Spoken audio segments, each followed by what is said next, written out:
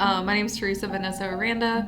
I am 27 years old. I graduated from Middle Georgia State University with a bachelor's in nursing, and I graduated in 2020, right after the pandemic hit.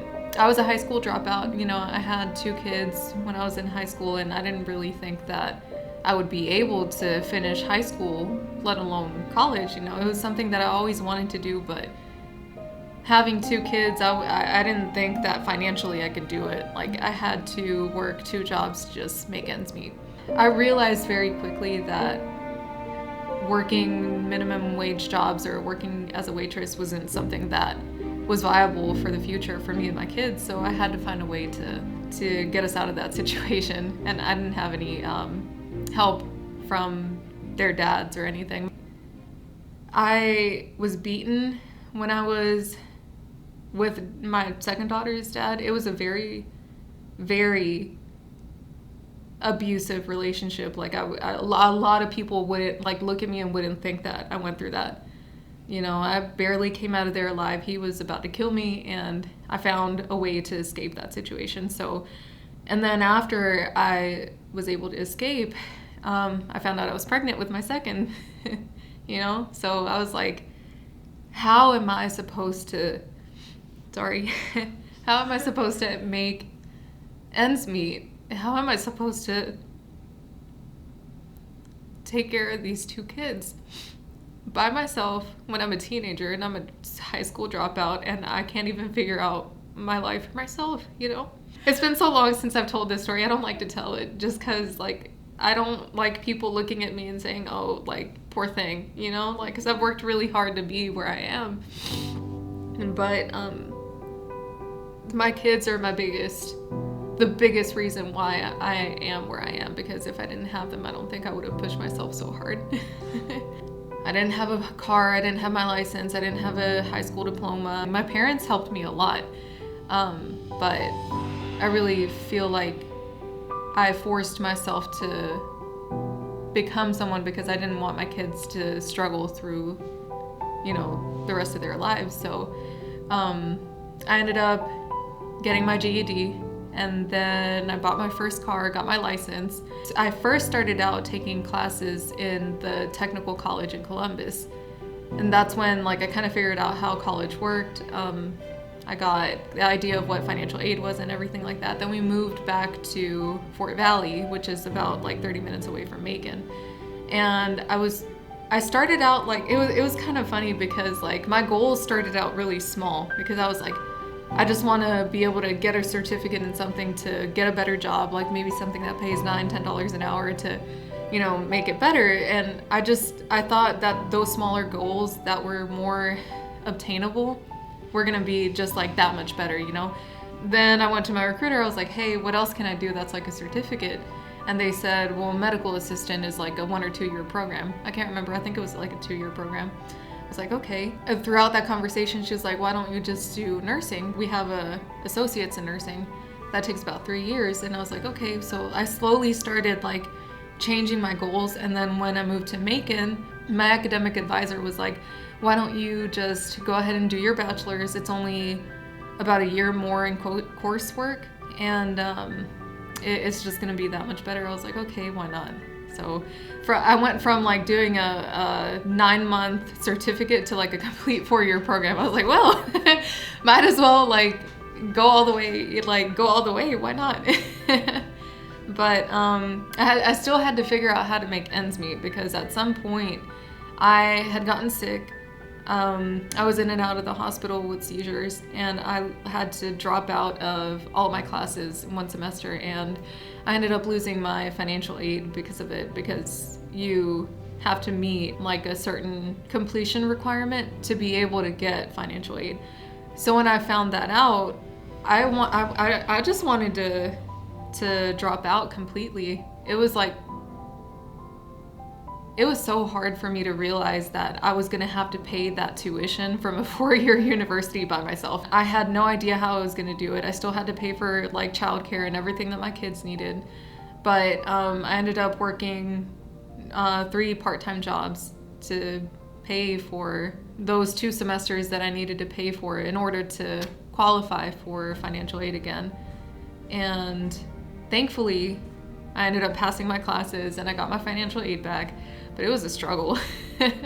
Everything that happened was, I look back at it and it just makes me more thankful for everything that I have now. Like I look around and I'm like, a couple of years ago, I never would have dreamed that I would be here, doing what I love. And I actually decided to go into nursing because of the nurse that took care of me when I had my first kid.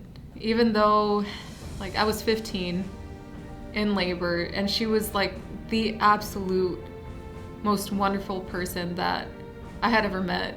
She seriously took the time and did extra things that nobody else did for me. Like she inspired me so much that even to this day, like I've found out, I met her because she's actually now a nurse practitioner, and I went to the emergency room to get treated for like an allergic reaction. And I was telling her how I was in nursing school and how this nurse named Laura, and I remember her name because it was Laura, my mom, Laura, my kid's aunt, and the nurse Laura. And we all laughed because I was like, oh, there's 3 Lauras in the room. And I told her that story. I was like, yeah, I'm in nursing school, and it's all thanks to this lady. And we kind of made the connection that it was her. And ever since then, like we exchanged numbers, we keep up with each other and everything. And she was actually my clinical instructor for my OB rotation. So it was really cool to like circle it around and bring everything together, because I was like, it started with you and now it's ending with you. It makes me want to cry every time I think about it, because it's just everything started falling in place since that day, since I met her. I knew that I wanted to be a nurse ever since then, but there was definitely a lot of hurdles that I needed to overcome to get to that point. And one of the biggest hurdles was the financial aspect. So once I got my financial aid back from the school, I applied to the nursing program, and I was hit with the news that you needed to pay all these extra fees for books and something called ATI that I didn't know existed that we needed to do for the program. Uniforms, the skills pack that you have to pay for whenever you're starting off as like a nursing student. All of that is so expensive, and I didn't know how I was going to pay for it.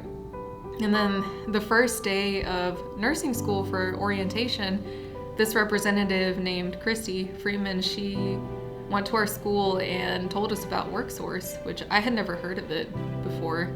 Hearing about how they pay for like things like this, like necessities and even tuition and stuff like that, for people that are like low income like me that really needed it. I looked into it. I was like, I wonder if I'm eligible, and thankfully I was eligible. Thanks to WorkSource Georgia, like I finished the nursing program, and now I started working as a ICU nurse in the middle of the pandemic, and I've learned so much ever since then. Now I'm a travel nurse. I used to take COVID ICU assignments like all around the country. I've been to Texas, I've been to Savannah, I've been all over the place taking care of these patients, and it's been such a good experience.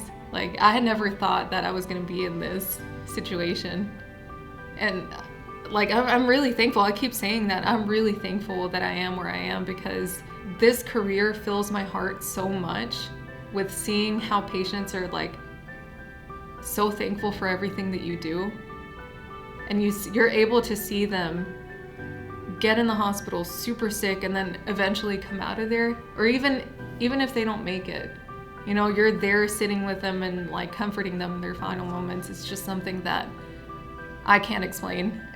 I wouldn't want to do anything else.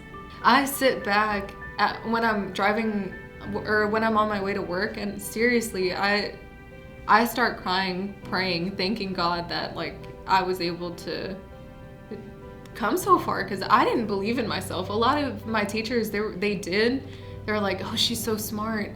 Why did this happen? And a lot of people thought that I was just gonna be another statistic, like she's a single mom, teenage mother, high school dropout. She's just gonna not make it, and I really wanted to prove those people wrong, and I'm glad I did. And I hope this video like really inspires not just like single mothers, but anybody that's like struggling to just keep pushing, because there was a lot of times that I just wanted to quit. Believe me, like either because of the financial aspect or because of the stress or because of the kids. You know, I just felt like I was such a bad mom because I was taking so much time and investing it in school that I wanted to quit. I was like, I need to spend more time with them. But now it's so much better because I only work 3 days a week and like I spend so much more time with them. You know, 3 12-hour shifts. Like those 3 days, they stay with my parents. I don't really see them much, but the rest of the week, I'm all for them. So it works out so much better. Because I know my story it's not unique. There's a lot of people out there that go through the same things that I went through, especially single mothers. We're very strong. I feel like when you go through something really bad, it just pushes you to make everything for your life better. And we had some really, really hard times, but now, like making travel nurse money, oh my God. I can afford to send my kids to like summer camp, and that's something that I never would have dreamed of when they were like growing up. You know, I was like the bare minimum. I'm sorry, you know, I'll take you places like, you know, to like the beach or something, but anything extra, like there's this summer camp that my kid wants to do in Savannah, and it's $400, and I was like, oh, I'll give you the $400. But then I realized what I was saying, and I was like, oh my God. Back then, $400 would have been like a week and a half of a paycheck that I couldn't. But now I'm able to give my kids those experiences and those things that I wouldn't be able to give them otherwise, and I wouldn't want to have it any other way. Like there's nothing I would want to do more than be in healthcare. Now I'm working towards a doctorate in nursing, and eventually I want to be a primary care provider especially for the community in Fort Valley, Georgia, like the underserved, you know, places that don't have providers. I want to be a primary care provider for that area that needs it the most. I'm so thankful for WorkSource Georgia for existing, for everything, you know, being able to be where I am today. Like I wouldn't have been able to do it without the help of WorkSource.